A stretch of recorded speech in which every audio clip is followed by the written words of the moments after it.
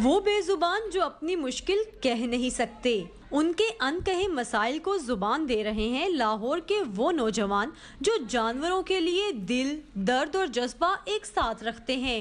Animal injured ہے تو ہم اس کو وہاں سے ریسکیو کر لیتے ہیں، پھر اس کو ٹریٹمنٹ کرواتے ہیں۔ ہمارے لاہور میں تقریباً 4 سے 5 فاسٹر ہومز ہیں جہاں پر ہم ڈاگس، کیٹس اور اس کے علاوہ پرندے بھی ریسکیو کر کے وہاں پر کچھ دنوں کے لیے رکھواتے ہیں۔ نسلی یا گھریلو جانور پالنے کے شوقین افراد کی بھیڑ میں گلی محلوں کے توجہ طلب جانوروں کے لیے رفاہی ادارہ قائم کرنا انیسہ کے لیے مشکل تھا، لیکن سوشل میڈیا کے ذریعے اسے ایسے ساتھی ملے جو اس کام میں اس کے ساتھ آ کھڑے ہوئے، اور آج ان کا شمار پاکستان کے چند رجسٹرڈ فوسٹر ہومز میں ہوتا ہے۔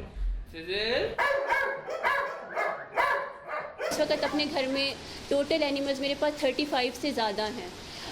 ان میں سے تقریباً 25 کیٹس ہیں، 9 ڈاگس ہیں اور 1-2 برڈس ہیں جو میں نے ریسکیو کیے تھے، تو اب وہ میرے پاس ہی ہوتے ہیں۔ کسی کی آنکھ نہیں، کوئی کان کھو چکا ہے تو بعض ٹانگ سے محروم ہیں۔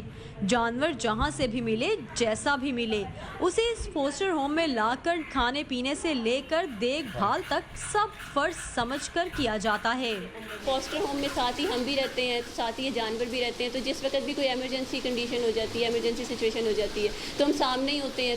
ہمارا ایک پیج ہے فیس بک پہ، وہیں پر ہم پوسٹ کر دیتے ہیں کہ یہ جانور ہے، اس کی یہ کنڈیشن ہے، ہمیں اتنی اماؤنٹ چاہیے، ڈونیشن آ جاتی ہے کہ ہم اپنا اچھی طریقے سے جانور کا ٹریٹمنٹ کروا لیں۔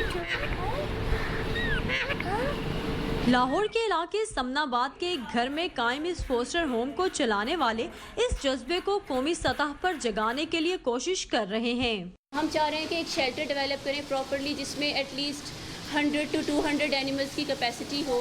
فنڈنگ جمع کرنے کی کوشش کر رہے ہیں۔ اللہ میاں نے ہر انسان کو مختلف کام کرنے کے لیے پیدا کیا ہے، ہمیں شاید جانوروں کی دیکھ بھال کے لیے پیدا کیا ہے۔ جانوروں کی دیکھ بھال کے لیے وقتاً فوقتاً آگاہی مہم چلانا بھی اس تنظیم کی ذمہ داریوں میں شامل ہے۔